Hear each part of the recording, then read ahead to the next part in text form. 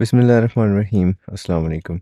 इससे previous video में हमने ये अंडरस्टैंड किया था कि अगर एक सर्विस डिपार्टमेंट दूसरे सर्विस डिपार्टमेंट को सर्विसेज प्रोवाइड करेगा तो हम उस सर्विस डिपार्टमेंट की कॉस्ट को किस तरह से डिस्ट्रीब्यूट करेंगे among that service department and then to the production department. लेकिन उसमें एक जो पॉइंट इंपॉर्टेंट था वो ये था कि there was no reciprocity. No reciprocity से मुराद ये है कि जैसे अगर क्लिनिक डिपार्टमेंट ने कैंटीन डिपार्टमेंट को सर्विस प्रोवाइड की है तो वापस कैंटीन डिपार्टमेंट ने क्लिनिक डिपार्टमेंट को सर्विस प्रोवाइड नहीं की, मतलब एज्यूम हमने ये किया हुआ था। नो रेसिप्रोसिटी से ये मुराद है।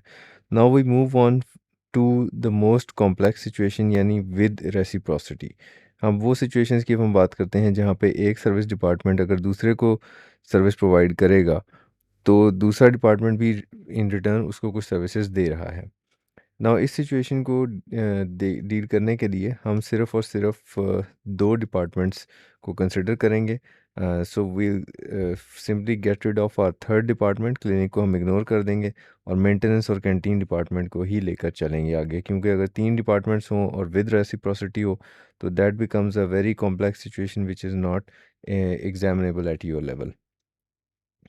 नाउ विद रेसिप्रोसिटी का मतलब ये है कि दोनों डिपार्टमेंट्स एक दूसरे को कुछ ना कुछ सर्विस प्रोवाइड कर रहे हैं और डेफिनेटली ये सर्विस डिपार्टमेंट्स जो हैं, जो प्रोडक्शन डिपार्टमेंट्स हैं हमारे, उनको तो सर्विसेज दे ही रहे हैं। ये तो हमने एज्यूम पहले से ही किया हुआ है। ये तभी तभी तो हम सर्विस डिपार्टमेंट की कॉस्ट को प्रोडक्शन डिपार्टमेंट्स में डिस्ट्रीब्यूट करते हैं।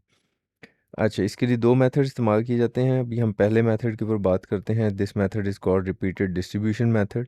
रिपीटेड डिस्ट्रीब्यूशन मेथड मिलता जुलता है जो स्टेप डाउन मेथड हमने प्रीवियसली पढ़ा था।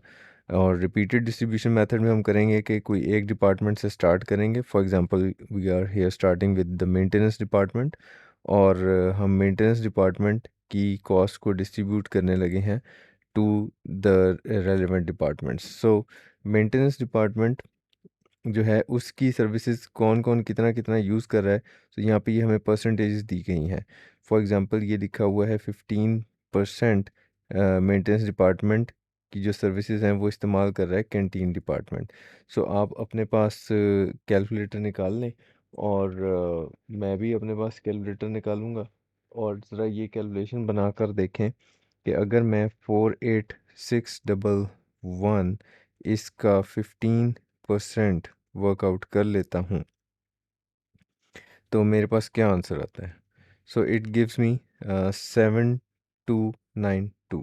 सो 7292 इज़ द अमाउंट जो कि इसके हिस्से में आ गई। और इसी तरह ये बाकी परसेंटेजेस आप मल्टीप्लाई करें इस फिगर के साथ 48,611 के साथ तो आप ये फिगर वर्कआउट इजीली कर लेंगे। सो ये आपने क्या किया, मेंटेनेंस डिपार्टमेंट की कॉस्ट को बाकी डिपार्टमेंट्स जो उसकी सर्विसेज यूज़ कर रहे थे उसमें डिस्ट्रीब्यूट कर दिया। ना इसका नतीजा ये होगा कि अब आपके जो कैंटीन डिपार्टमेंट है उसकी कॉस्ट बढ़ जाएगी। वो अब 81,695 नहीं रहेगी बल्कि उसमें ये भी ऐड हो जाएगा। तो ये ऐड करने के बाद जो वैल्यू बनती है वो अब आप कैंटीन डिपार्टमेंट को देख लोगे, उसकी सर्विसेज कौन कौन से डिपार्टमेंट्स यूज़ कर रहे हैं वो यहाँ पे हमारे पास परसेंटेजेस गिवन है।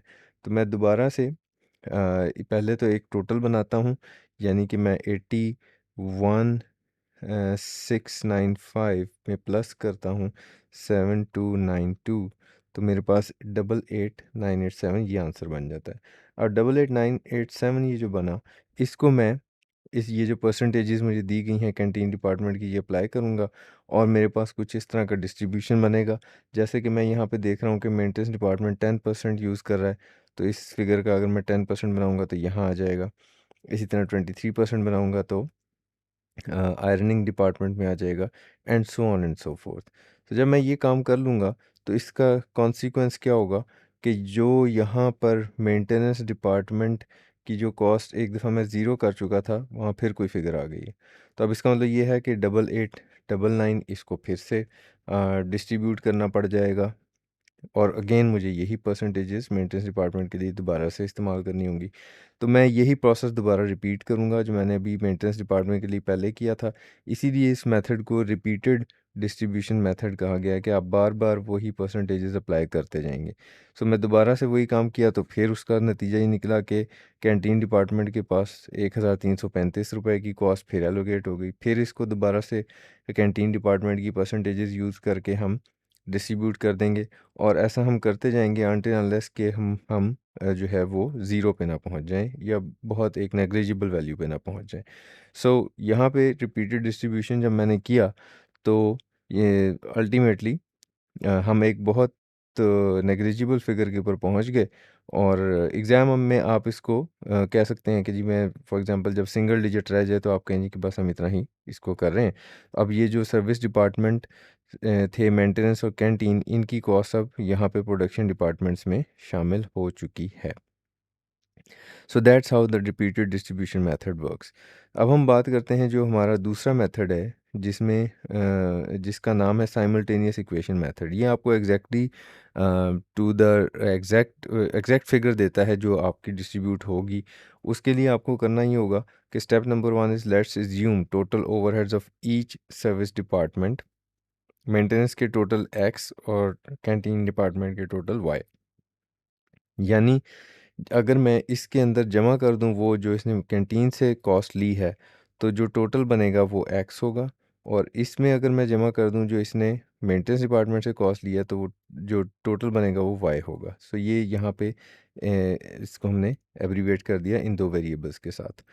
अब हम ये कह सकते हैं कि जो डिपार्ट एक्स जो है वो मेंटेनेंस डिपार्टमेंट की कॉस्ट है, जैसे कि यहाँ पे आपको नज़र आ रहा है कि मेंटेनेंस डिपार्टमेंट की कॉस्ट जो है वो कितनी है 48,611। तो मैंने ये लिखा 48,611, लेकिन इसमें जमा होगी ना जो कैंटीन डिपार्टमेंट की कॉस्ट है।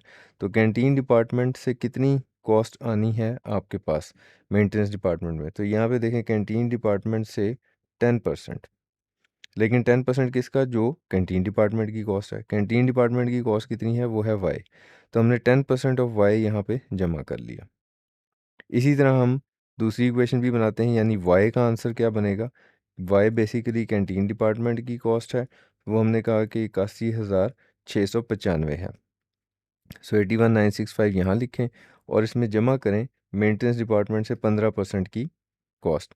सो 15% किसका होगा, जो भी मेंटेनेंस डिपार्टमेंट की कॉस्ट है। मेंटेनेंस डिपार्टमेंट की कॉस्ट है एक्स, तो एक्स का 15% मैं यहाँ पे जमा कर लेता हूँ। तो ये टोटल मेरी कैंटीन डिपार्टमेंट की कॉस्ट आ जाएगी जो कि मैं वाई एज्यूम कर रहा हूँ। सो पहले तो आपको ये दो इक्वेशंस बहुत क्लियरली बनानी आनी चाहिए है, इसमें कोई मिस्टेक ना हो, क्योंकि दिस इज़ द फाउंडेशन जिसके ऊपर आपकी अगली कैलकुलेशन बेस्ड होगी। अब अगर आपके पास दो इक्वेशंस आ जाएं जिसमें दो वेरिएबल्स इस्तेमाल हो रहे हों, तो आगे इससे आगे कॉस्ट अकाउंटिंग की कोई थ्योरी इस्तेमाल नहीं हो रही, अब मैथमेटिक्स यूज़ हो रहा है। सो मैथमेटिक्स यूज़ करने हैं आपने, इन दोनों इक्वेशंस को सॉल्व करना है। सो इन दोनों इक्वेशंस को सॉल्व करने के लिए आप क्या करेंगे, चलिए ज़रा इसको सॉल्व करते हैं। Use value of Y from equation 2 in equation 1। जो भी वाई की वैल्यू आपको यहाँ लिखी नज़र आ रही है, ये है वाई की वैल्यू, ठीक है जी। इसको मैं इस्तेमाल करूँगा यहाँ पे, यानी इस जगह पे वाई को रिप्लेस कर दूँगा इस वैल्यू से। सो अगर मैं ऐसा करूँगा तो बनेगा क्या। सो ये देखें क्या किया मैंने, इस इक्वेशन को पकड़ा, इक्वेशन नंबर 1 को, इसमें x लिखा हुआ है, स्टार्ट में x लिखा हुआ है, फिर 48,611 लिखा हुआ है, 48,611 लिखा हुआ है, प्लस लिखा हुआ है, प्लस लिखा हुआ है, 0.1 लिखा हुआ है, 0.1 लिखा हुआ है। उसके बाद y आ रहा है, y की जगह पे मैं जो y की वैल्यू है वो लिख देता हूँ सारी की सारी, ठीक है। सो इसमें सिंपल जो अलजेब्रा की टेक्निक है वो हम यूज़ कर रहे हैं। आप ऐसा भी कर सकते हो कि x की वैल्यू जो है वो y इक्वेशन में, सेकंड इक्वेशन में यूज़ कर लो। दोनों तरीक़ों से आंसर सेम ही आता है। अब हम इसको ज़रा सॉल्व करें अगर, तो सॉल्व कैसे करना है, इस पॉइंट 1 को अंदर इससे भी मल्टीप्लाई करना है आपको और इससे भी मल्टीप्लाई करना है। तो जब आप ये मल्टीप्लिकेशन करेंगे तो what you will get is this. अब यहाँ पे देखें कि जो विदाउट एक्स फिगर्स हैं और ये एक्स वाला फिगर है, एक्स वाले फिगर को एक जगह करना होगा और जो न्यूमेरिक फिगर्स हैं उनको एक जगह करना होगा। सो हम ऐसा ही करेंगे कि इसको जब उस तरफ लेकर जाएंगे लेफ्ट हैंड साइड पे, तो ये माइनस के साथ आएगा क्योंकि यहाँ पे प्लस के साथ था ये। और जो बाकी जो दो विदाउट वेरिएबल फिगर्स थे, यानी कि 48,611 और 8170, इसको हम प्लस कर लेंगे और जब आप इन दोनों को प्लस करेंगे तो हमारे पास ये आंसर बना 56,781। नेक्स्ट काम क्या होगा जी, कि अब आप ज़रा एक्स वाली साइड को सॉल्व करें। तो 0.985x, ये तो सिंपल सब्ट्रैक्शन ही है, क्योंकि अगर एक्स से पहले कुछ नहीं लिखा तो इसका मतलब 1 लिखा है।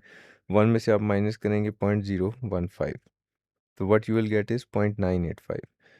अब इसके बाद क्या होगा जी, इस 0.985 से जान छुड़ाने के लिए, चूंकि ये x से मल्टीप्लाई हो रहा है, इसको उधर ले जाएंगे तो ये डिवाइड हो जाएगा 56781 के को इससे आप डिवाइड कर देंगे। जो आप डिवाइड करेंगे तो what you will get is 57646। ये आपके पास x की वैल्यू आ गई। ये जो x की वैल्यू आई है, इसको अब आप इस्तेमाल कर लेंगे, चूँकि ये हमने जवाब निकाला है इक्वेशन 1 को सॉल्व करके, जिसमें इक्वेशन 2 से वैल्यू डाली थी। तो अब मैं क्या करूँगा, अब मैं करूँगा ये कि इस वैल्यू को इस्तेमाल कर दूँगा, इस x की वैल्यू को यहाँ पे ले आऊँगा। सो x की जो वैल्यू मैंने निकाली 57646, इसको इक्वेशन 2 में यूज़ कर लेंगे। Use value of x from equation 3 in equation 2, और हमारे पास कुछ इस तरह की सिचुएशन बनेगी। और अब आप इसको सॉल्व करेंगे तो y की वैल्यू भी आ गई। अब आपके पास जब x और y की वैल्यूज़ आपने कैलकुलेट कर ली हैं, तो ये क्या थी x और y? x था total overheads of each service department. ठीक है। सो अब आपने बेसिकली जो अब रिपीटेड डिस्ट्रीब्यूशन मेथड में किया था वही करेंगे आप। नेक्स्ट स्टेप क्या होगा, जब आप x और y की वैल्यू निकाल चुके होंगे, तो इन वैल्यूज़ को याद रख लें। अब हम इसका नेक्स्ट स्टेप करते हैं, use value of x and y from equation 3 and 4 in repeated distribution method. So repeated distribution method में हम इस्तेमाल करेंगे, और हम x की जो वैल्यू थी जो हमने निकाली अभी 57646, उसको डिस्ट्रीब्यूट कर देते हैं। तो जब हम डिस्ट्रीब्यूट कर देंगे तो उससे क्या होगा कि यहाँ पे जो मेंटेनेंस डिपार्टमेंट है उसकी, जब आप इसको सॉल्व करोगे तो आपके पास कुछ आंसर माइनस में आ जाएगा, और यहाँ पे ये कॉस्ट डेफिनेटली कुछ ऐड हो जाएगी। सो आपने उसी में इस मैथमेटिक्स को फॉलो करते जाना है। लेकिन इस फर्स्ट स्टेप के बाद होगा ये कि यहाँ जो जवाब बनना चाहिए, ये आंसर वो होना चाहिए जो आपने प्रीवियस अभी पिछले पेज के ऊपर कैंटीन डिपार्टमेंट के लिए वर्कआउट की थी टोटल कॉस्ट। तो अगर तो वो यही आ जाती है, इसका मतलब है आप सही जा रहे हो, आप सही डायरेक्शन में चल रहे हो। सो आपने एक्स और वाई की जो वैल्यूज़ निकालनी थी, वो अगर आपको वैल्यूज़ नज़र आ रही हैं यहाँ पे लिखी हुई 57646 और 93342, तो इसका मतलब है कि आपका काम सही चल रहा है। अब आप इसको दोबारा से डिस्ट्रीब्यूट करें, अगेन यही परसेंटेज इस्तेमाल करनी है आपको। तो ये जब आप करेंगे तो एग्जैक्टली ये आंसर्स मैच कर जाएंगे, ये वाले। यानी दूसरे स्टेप के बाद आपके ये जो सर्विस डिपार्टमेंट की कॉस्ट हैं ये ज़ीरो हो चुकी होंगी, और सारी की सारी कॉस्ट इन प्रोडक्शन डिपार्टमेंट्स में शामिल हो चुकी भी होगी। So that is how we distribute the cost of service departments among the production departments, और उस सिचुएशन में जहाँ पे विद रेसिप्रोसिटी, यानी दोनों सर्विस डिपार्टमेंट्स एक दूसरे को भी सर्व कर रहे हों। सो यहाँ तक अब आपका अगर कोई सवाल होगा तो हम उसको आंसर करेंगे। Thank you very much, take care, अल्लाह हाफ़िज़।